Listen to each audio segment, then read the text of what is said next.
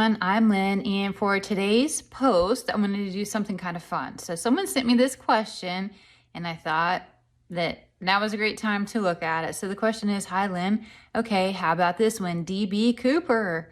And there's a link on my blog itself that goes into talking a little bit more about him and what he did. I know he's pretty famous, but in case you guys haven't heard of him or his tale of what he accomplished, I'll explain a little bit of it and then go into the reading itself. So in this question, they said this event happened 50 years ago this month.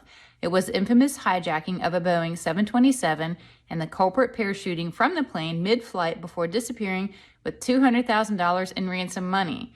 There have been several documentaries made about the event over the years and many suspects named. It's been too hard a task to identify this individual. Are you able to see if this man survived the jump and what the repercussions for his life were, or did he simply perish during the descent into the woodlands? This is maybe the last great unsolved whodunit of the 20th century. The FBI closed the case back in 2016 as it was no longer viable to spend the resources on it. Regards. So like I said, I thought this seemed like a really fun one to tackle, and I wanted to have a look at it.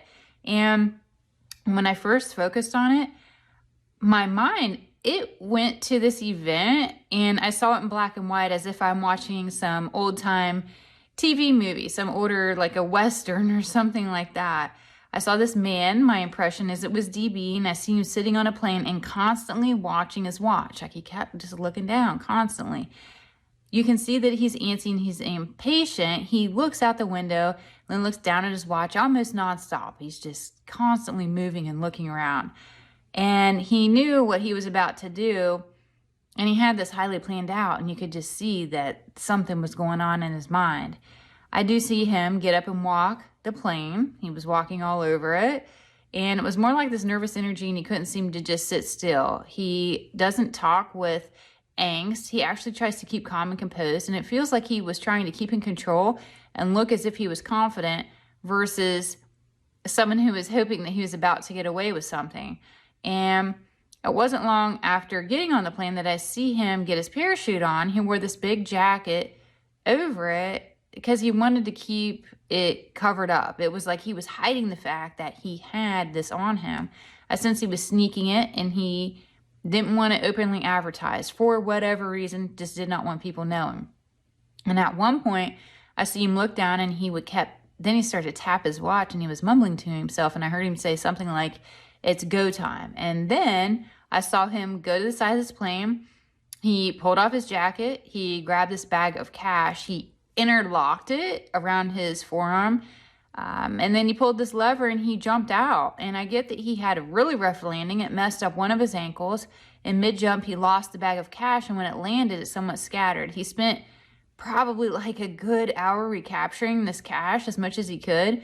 But he also wanted to hastily get out of this location because he needed to plan his next move of what he was doing. And it looks like he had a change of shirt in his chute bag along with a hat so he could change his appearance somewhat.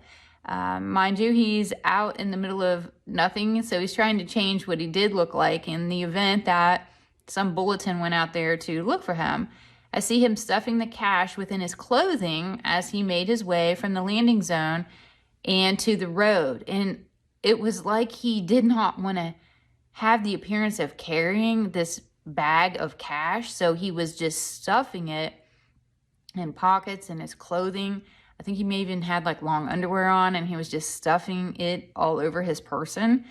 It looked like he was heavier than what he really was, but nonetheless, it was this cash he was trying to hide.